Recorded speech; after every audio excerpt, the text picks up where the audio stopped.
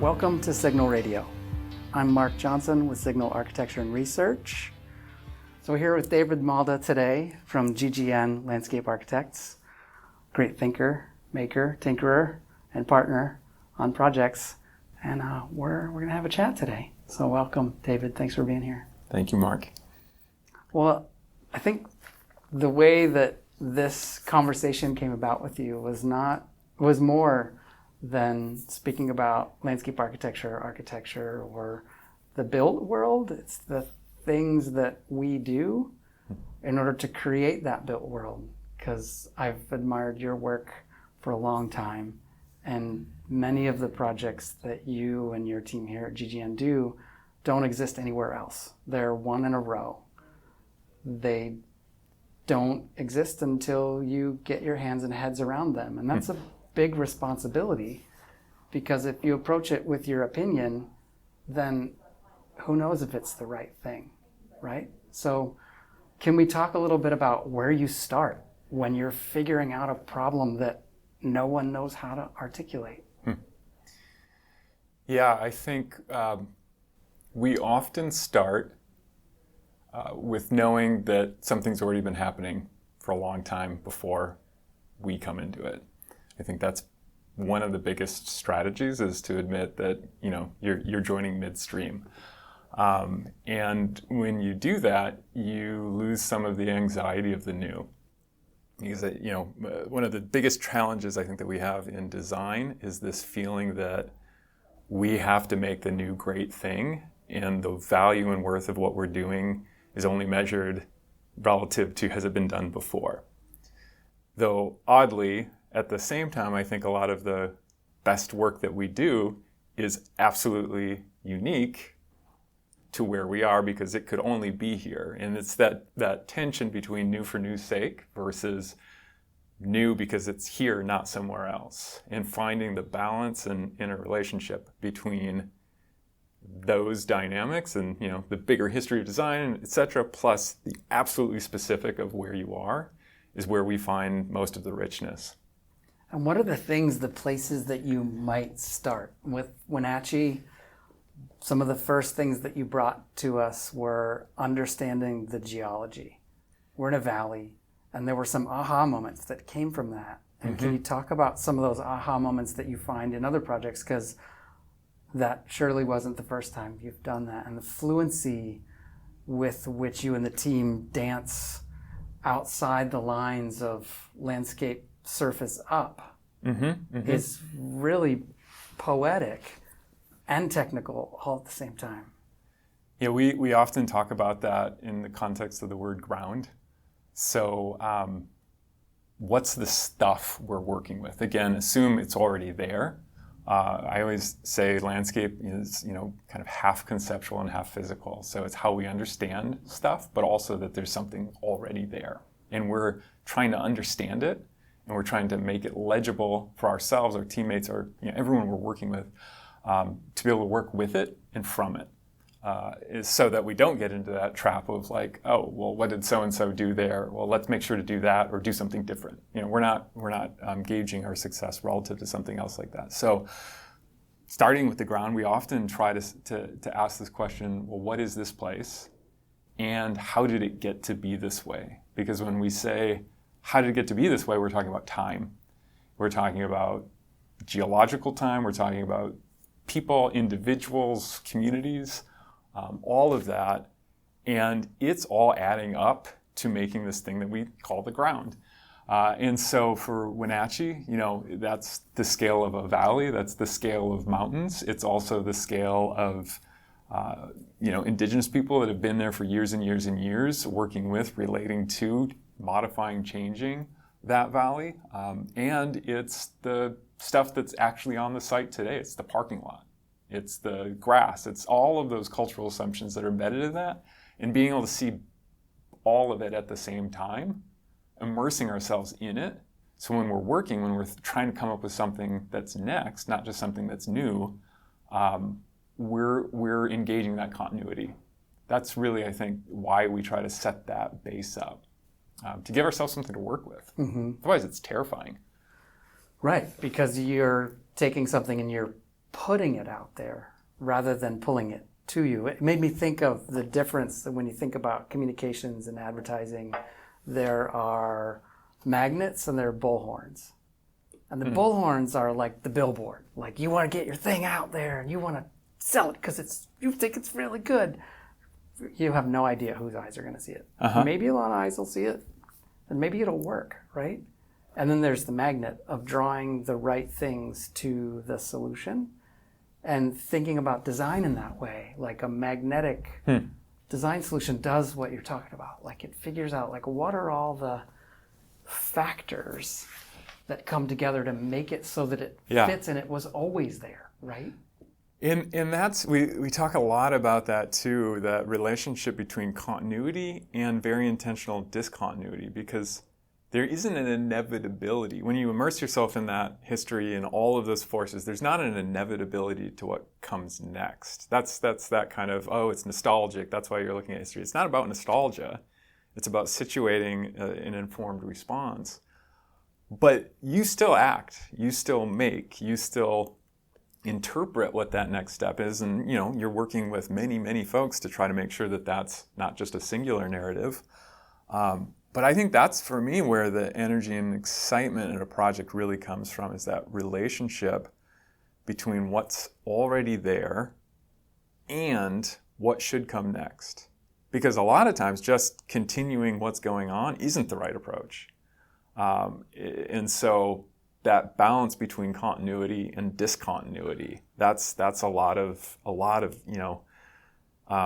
the richness in work. Does it feel like it resonates and it's of this place, but yet it's not just necessarily taking this or that legacy forward. We're engaged in today.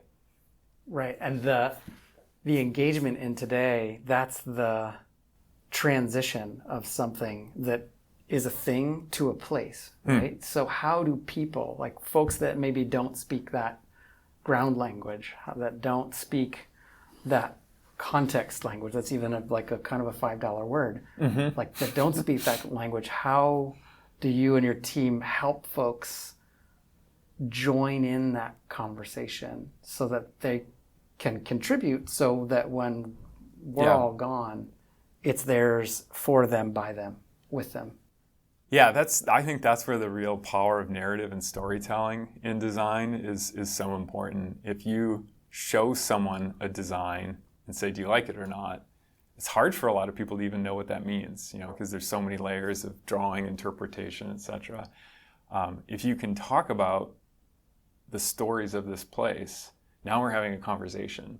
It's not just me telling you and then asking you, is this right or not?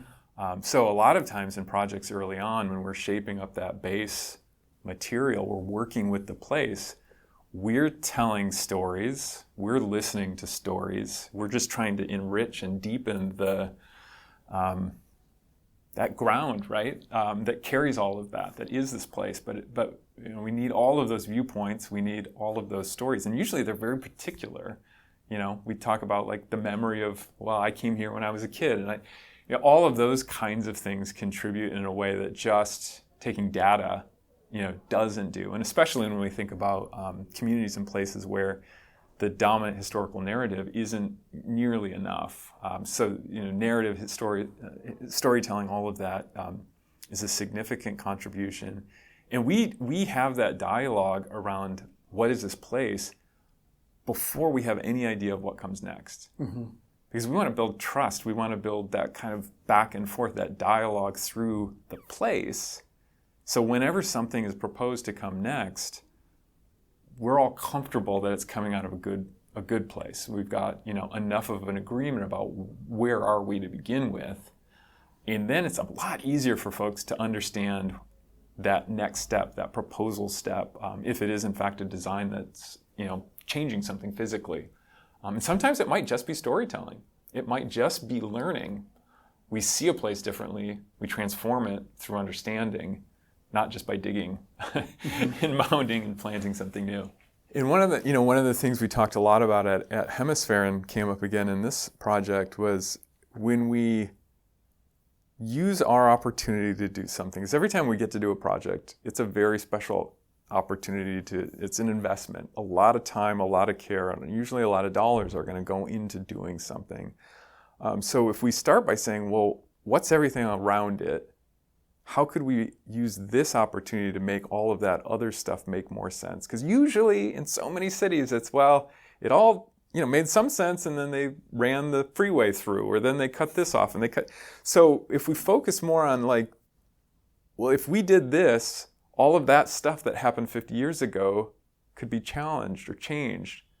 That it puts you in a different mindset. You're not isolating your work to, well, we're on this site, the center of the project must be the center of the site, and so then we're going to focus all that energy in. We're really looking outward. We're looking at edges. We're looking at interface. And to do that, we have to take that time to say, what is this place, and how did it get to be this way? Mm-hmm. That's invaluable. It's putting your time scale, the dot in the middle, instead of at the end. The project isn't finished when you leave; it starts, right? You're essentially at the middle at that point. Yeah, in that, I think it forces you to change how you think about where things began, mm-hmm. right? And I think it does force you to say, well, we can't just be thinking about like, it's going to look great in 5 years and that's the goal. We've also talked about the idea of landscape as a relational practice a lot lately. And if it's about relationship building and connection building, if that's the end we're working towards, then the project, as we usually think about it in design, is only has value as it relates to that bigger goal. Mm-hmm. And so your sense of time, your sense of even phasing or completion or any of those ideas, they shift a bit. And again, I think it's good. It recenters a lot of our work and thinking. Mm-hmm. Do you see any resistance when you come to a team or a client or an owner group, and that timescale conversation could begin to challenge identity? One of the biggest constraints, ironically, in that is time. Yeah. Right? Because a lot of the times, we might start a park project, and the bigger issues are the issues between the community and the parks department that were developed over the last 150 years. Yeah.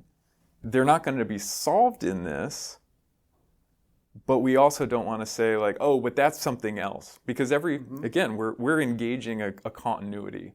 We're not isolating a project. And so when we get into that mindset, we have to say, yeah, you can't go this fast. Like, if you're really trying to achieve this in this work, you've got to let some things be on a 50-year time span, and you've got to acknowledge we can't go from beginning to end in 30 days as it is on your schedule. Right. So I think increasingly we're trying to find those strategies where we can say, yes, we're doing this work right now. This aspect of it is on this arc. This aspect is on this arc. This aspect is on this arc. And it's okay that they don't all start and stop succinctly. Mm-hmm. But let's be open about that. Let's acknowledge that and then strategically develop our approach to engage that breadth. Because that's what we need to be doing to, support these bigger initiatives or relationships or respond to, real damage that's been done, which is, again, most of the projects we're talking about in cities today or beyond cities, there's some real damage that's been done. There's some real injustice and inequity.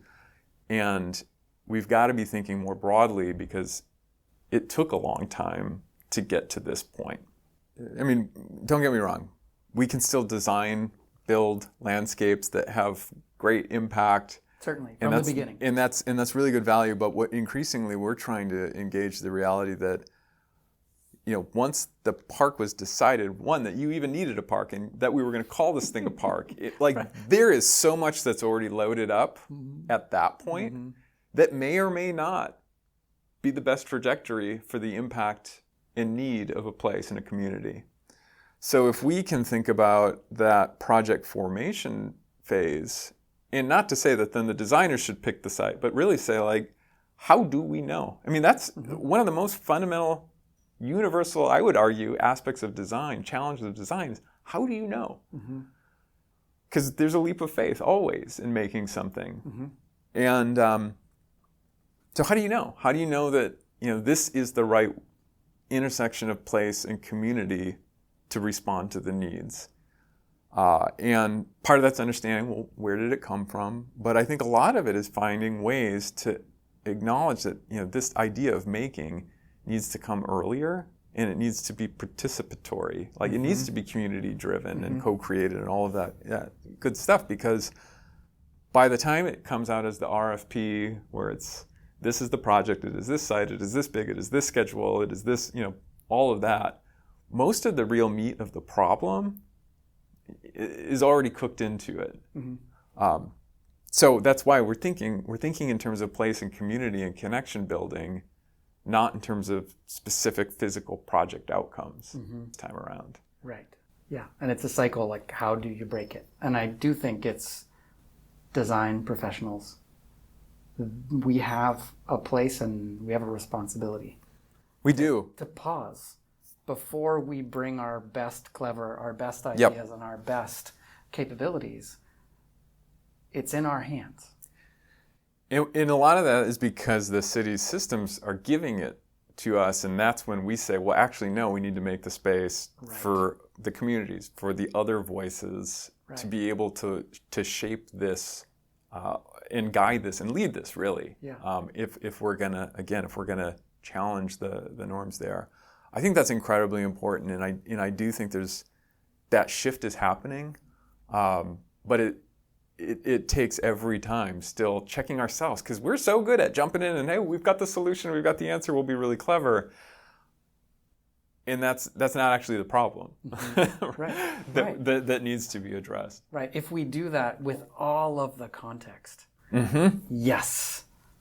If we do it without the context, then we're not completely clear on what we're doing, and we may never know. Well, and that's what I think in the last year, and you've met Paul Bachnight, who's been a great partner in thinking about how we approach our work. We've talked a lot about, we've always been really good to say, okay, it's the geology, it's the history, it's the physical land, and how did it get to be this way? But when we say, how did it get to be this way, we have to be thinking about the systems. We have to be thinking about economics. We have to be thinking about discrimination and inequity and those histories. And that's also embedded in this ground. And when we immerse ourselves in that, then we can raise that, we can hold that up, we can make that present with the opportunities that we have coming to projects. And again, like that's usually this thing about decentering is like that's shifting the center back to where it needs to be, the voices that need to be there. And I think it will make the work more impactful, even if we don't have as much control over it. Right. But that's a good thing. Right. And if you think about it, if you're engaging in a way that work then lasts, the outcome is less about dollars and it's more about value. And it's that long-term community cultural value and moving toward healing. Yeah, and belonging in a place that does actually work for people, that they can be there and it's theirs. Like that's the goal, right? If that's the goal, then we just have to hold on to that and make that present. Right, which goes all the way back to building the belief in language before we start to design. This has been a fantastic conversation. We could keep going. I really appreciate your time. Thank you. For Signal Radio, David. We've gone around a couple circles. Stay curious. Absolutely. Thank you so much. Thanks.